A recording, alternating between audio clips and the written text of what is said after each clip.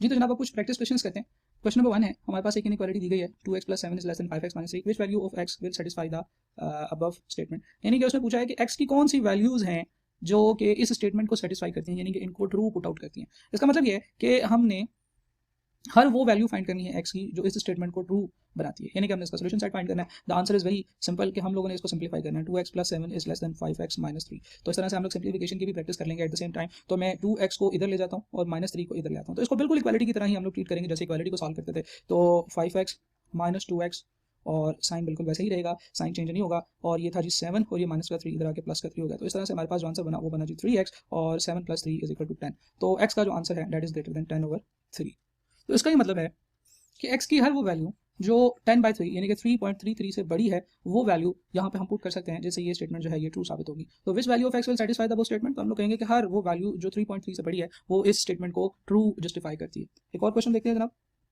हमारे पास एक इनइक्वालिटी है 1/2 4x + 2 is greater then 1/3 x + 2। ये एक्चुअली इस तरह से लिखा हुआ है over 4x + 2 is greater then 1/3 और इसका सोल्यूशन सेट फाइंड करने के लिए कहा गया है। तो सोल्यूशन सेट का मतलब ये है कि हमने x की वैल्यू फाइंड करनी है विच इज वेरी सिंपल। ये बनेगा जी 4x + 2 / 2 is greater then x + 2 / 3। Next step में आप इसको क्रॉस मल्टीप्लाई कर दोगे, 3 उधर जाके ऊपर मल्टीप्लाई हो जाएगा तो 2 इधर आके इधर मल्टीप्लाई हो जाएगा। तो हम लोग कहेंगे कि 3 × 4x + 2 is greater than 2 × x + 2, right. Then आप इसे आगे सॉल्व करेंगे 12x + 2 is greater than 2x + 2, sorry 12x + 6 is greater than 2x + 4, right. Okay, यहाँ से अब हम x को सिंप्लीफाई करते हैं। 12x - 2x is greater then -6 + 4, right. तो यानी कि 10x इज ग्रेटर देन -2 और फिर यहाँ से मेरे पास जो x निकलेगा वो निकलेगा x इज ग्रेटर देन -2/10, यानी कि x is greater then -1/5, right. तो इस तरह से हमने इसका सोल्यूशन निकाल लिया है कि हर वो नंबर जो -1/5 से बड़ा है वो x के सोल्यूशन सेट का पार्ट है। यानी इन अदर वर्ड्स हर वो नंबर जो -1/5 से बड़ा है जब मैं इस स्टेटमेंट में पुट करूंगा तो ये स्टेटमेंट एक ट्रू स्टेटमेंट बन जाएगी। एक और एग्जांपल देखते हैं जनाब। जी तो जनाब हमारे पास एक इनइक्वालिटी है 4 - 1/2x is greater than equal to -7 + 1/4x। यहाँ पे ग्रेटर देन का साइन भी आ गया, इक्वल टू का साइन भी आ गया। परेशान होने की बिल्कुल जरूरत नहीं है, हम इसको सिंप्लीफाई कर देते हैं। हम ऐसे करते हैं कि माइनस का 7 उधर ले जाते हैं और ये माइनस का 1/2x इधर ले जाते हैं। तो 4 + 7 is greater than equal to 1/4x + 1/2x, right. अब हमने इसको सिंप्लीफाई करना है तो 1/4x का मतलब होता है 0.25x और 1/2 का मतलब होता है 0.5x, राइट। तो ये बन जाएगा 11। अच्छा जी, तो यहाँ पे मेरे पास बन जाएगा 0.75x is equal to 11, sorry not is equal to, यहाँ पे हमारे पास ग्रेटर देन और इक्वल टू का साइन चल रहा है, राइट। आगे चलते हैं आप। 11 is greater than equal to 0.75x। तो यहाँ से जब मैं x निकालूंगा तो मेरे पास हो जाएगा 11/0.75। तो आप कैलकुलेटर पे भी 11/0.75 कर सकते हो, तो आपके पास एक फ्रैक्शन आ जाएगी विच इज इक्वल टू 44 यानी कि आपने x की वो तमाम वैल्यूज लेनी है जो 44/3 के इक्वल है, या इसको अगर मैं डेसिमल्स में कन्वर्ट कर दूँ ये 14.66 है। तो x की हर वो वैल्यू जो 14.66 है या उससे छोटी है वो हम इस इक्वेशन में पुट करेंगे तो ये सॉरी इस इनइक्वालिटी में पुट करेंगे तो ये जो इनइक्वालिटी है ये एक ट्रू स्टेटमेंट बन जाएगी, right. This is how we solve the linear inequalities. अच्छा, इसमें सिर्फ और सिर्फ एक एक्सेप्शन है। अभी तक हम लोगों ने जो बात की है वो ये किया है कि ये एग्जैक्टली जैसे हम लोग इक्वालिटीज को सॉल्व करते हैं, exactly as we solve equalities, जो भी रूल्स लगते हैं आप जो काम करते हैं वहाँ पे वो आप यहाँ पे सॉल्व कर सकते हैं। लेकिन there is one exception. Exception क्या है? एक्सेप्शन ये है कि अगर आप इन इक्वालिटीज को सॉल्व करते हुए इनमें से कोई एक काम करें, यानी कि मल्टीप्लाई या डिवाइड करना है both sides with negative number, किसी एक नेगेटिव नंबर के साथ, राइट। या आप स्विच कर दें left hand side with right hand side, ठीक है जी। इन दोनों केसेस में आपने जो इक्वालिटी का फेस है, जो इनइक्वालिटी का फेस है वो आपने चेंज करना होता है, right. If you do any of this task, इन दोनों में से कोई एक काम करें सिंप्लीफाई करते हुए, तो फिर आपको इनइक्वालिटी का साइन, इनइक्वालिटी की जो डायरेक्शन है वो चेंज करनी चाहिए। तो पहले हम लोग सिनेरियो नंबर 2 पढ़ते हैं, ये वाला, और फिर उसके बाद 1 नंबर का जिक्र करेंगे। देखें जनाब, आपके पास है जी x + y, x + 5 is greater then 3 और आप इन दोनों की पोजीशन आपस में चेंज कर देते हो। x + 5 इधर कर देते हो और 3 उधर कर देते हो। सिर्फ आपने इनको स्विच किया है तो फिर साइन ऐसे नहीं रहेगा, फिर साइन की डायरेक्शन भी चेंज होगी। मतलब ये कोई बहुत मुश्किल बात नहीं है, कोई रॉकेट साइंस नहीं है। देखिए इक्वालिटी के अंदर जब हम कहते थे कि x + 5 = 3 तो हम ये भी कह देते थे कि 3 = x + 5। लेकिन इनइक्वालिटी में ये मजे नहीं आ रहे। इनइक्वालिटी में ये काम हम नहीं कर सकते। क्यों? क्योंकि जैसे ही इनइक्वालिटी में साइड्स को स्विच करेंगे, ये साइड इधर लिखें, ये साइड दूसरी तरफ लिखें, तो फिर हमारा जो कैलकुलेशन है वो खराब हो जाएगी, राइट। फिर हमें डायरेक्शंस को सही रखना पड़ेगा।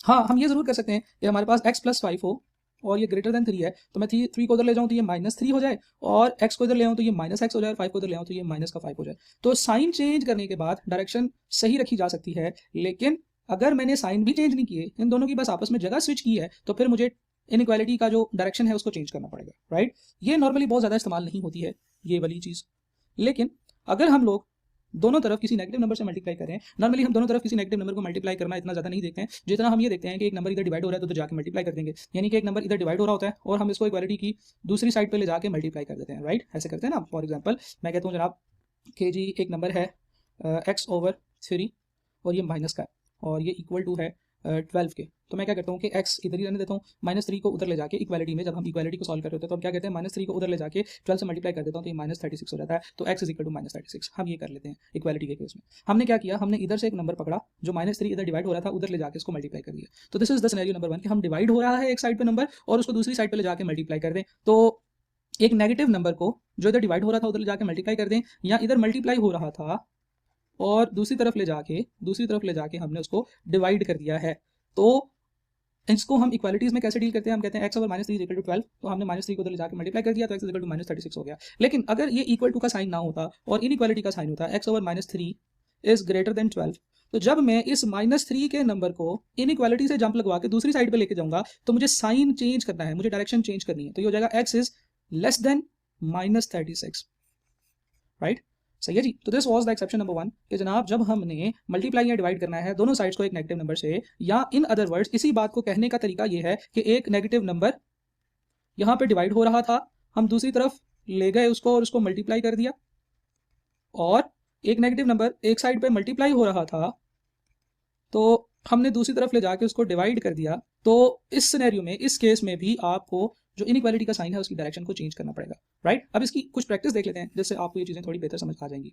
देखें जनाब मेरे पास एक इनइक्वालिटी है, -3 इज लेस देन और equal to x -4 divided by -5, right. मैं इसको सॉल्व करना चाहता हूँ, माइनस का 3 है जनाब, तो इसको कैसे सॉल्व करेंगे। देखें हम लोग क्या करते हैं, यहाँ से एक नंबर है, ये माइनस का है और नीचे डिवाइड हो रहा है, इसको उधर ले जाके मल्टीप्लाई कर देंगे। तो जैसे ही मैं माइनस का नंबर जो इधर डिवाइड हो रहा था उधर ले जाके मल्टीप्लाई करूंगा तो -3 मल्टीप्लाई बाय -5 तो होगा, लेकिन इनइक्वालिटी के साइन की डायरेक्शन अब मुझे चेंज करनी पड़ेगी, और इज इक्वल टू का साइन तो वैसे ही रहेगा, इज x -4, राइट। ओके, ये हो गया जी -3 मल्टीप्लाई बाय -5, ये बना प्लस का 15 which is greater than equal to x -4, और यहाँ से मैं x निकालूंगा कि x is less than equal to 15 -4 या x is less than equal to 11, right. तो इस तरह से हम लोग इस स्टेटमेंट को सॉल्व करेंगे और हमारा जो आंसर आएगा सोल्यूशन सेट वो ये होगा कि x is less than equal to 11। लेकिन नॉर्मली x इस तरफ लिखते हैं हम और 11 दूसरी तरफ लिखते हैं, तो मैं इन दोनों की पोजीशन को चेंज करूंगा जब, तो फिर मुझे जैसे ही मैं साइड्स को स्विच कर रहा हूँ मुझे इनइक्वालिटी के साइन की डायरेक्शन को भी चेंज करना है।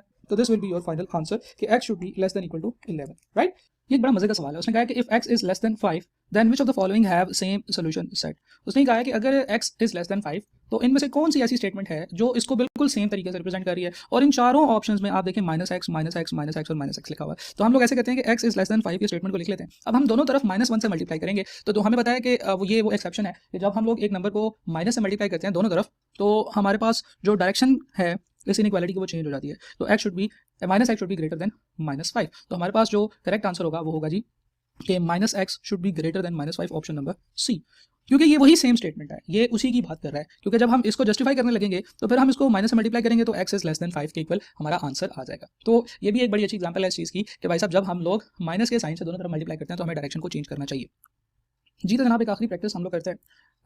देखिए हमारे पास एक स्टेटमेंट है जिसमें इनइक्वालिटी का साइन भी है और इक्वालिटी इक्वल टू का साइन भी है। तो हमने कहा कि -3x is less than equal to x -3 over -9। तो इसको जब सॉल्व करेंगे तो -9 को तो ले जाके मल्टीप्लाई करेंगे, तो जैसे ही -9 इस बॉर्डर को क्रॉस करेगा हमारा जो इनइक्वालिटी का साइन है उसका फेस चेंज हो जाएगा। तो ये बनेगा -3x multiply by -9 is greater than और इक्वल टू x -3। तो यहाँ से जो मेरे पास आंसर बनेगा वो बनेगा जनाब -3x मल्टीप्लाई बाई 9, ये बन रहा होगा जी प्लस का 27x इज ग्रेटर देन और इक्वल टू x -3। यहाँ से जब हम लोग x की कैलकुलेशन करेंगे तो ये बनेगा जी 27x -x is greater than equal to -3। तो हम लोग कह सकते हैं कि 26x should be greater than equal to -3 और x should be greater than equal to -3 over 26। तो इस तरह से आपके पास ये इस स्टेटमेंट का आंसर आ